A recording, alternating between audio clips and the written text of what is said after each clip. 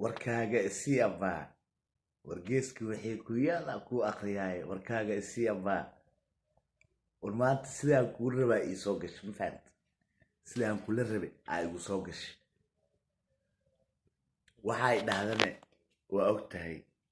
laba week hor mase astaghfirullah week hore lasoo dhaafsay waxay dhahday waa og tahay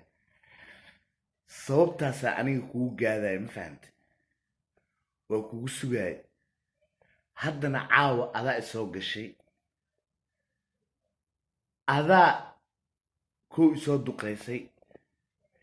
adaa lambarkeyga bixisay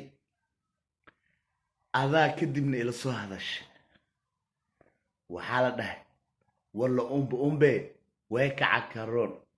walaali waa ka hele wixii rabtaan samayn lahaa xishood badnay xeebta xamaraan ku geyn lahaa xubba jabta xeeri jabtaan ku saaciyaa sii lahaa nacash waa la istaafsan lahaa amiini saroti waay ani bilaashaa igu booteen ma fahanta ereygaa wiig hore dhahday aani ka dhabaynaya ma fahanta ereygaasaan ka dhabaynaya aana rabay inaad dareento ma fahanta saas daraaddeedaa u suubiyey ani waxna hay dhihin waxna ha igu soo shubuumin abaay sida shinni oo kale ma fahanta sheeka miyaan waxaan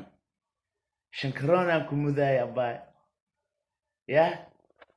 shiirtooy igu noqotay sharaftaa inaa iga turtaartaa laakiin sharafta saas uguma dhacaya ma fahanta yah sheeka miyaa warkaan sheeka miyaa waa ku sheegaa waxay rabta sheeg shan dhuusna ka dabageey mataqaanaa ani mataqaanaa xambili baa la dhahaa saaxiib wallaahi billaahi tallaahi haddaa rabtana sheekadan waa sii wadaa haddii kaleetana inaad damiye aa rabtidna waa daminaynaa weli bloggaa ku saaran waa ogtaha blogga aa weli ku saaran waa ogtaha adilee soo barbariyootomos bilaashaa u dhowsa adilee soo barbariyootomos walaale ma fahanta wanaaggaa shal isku barna aan ku wada joogno yah haddii kaleeto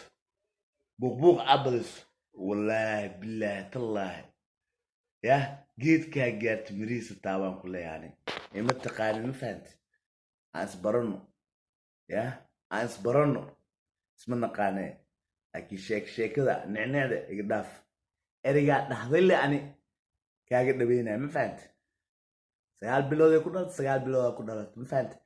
ani mar raba dhexdiin inaa dhex galo waxaa isku haysatiin ma ogi laakiin anigu waxaan ku dhahaa sidaa kuu sharfo io sharaf sidaan kuga hiiliye iguma hambeyn abaay wassalaamu calaykum caawiyana dadka ka baro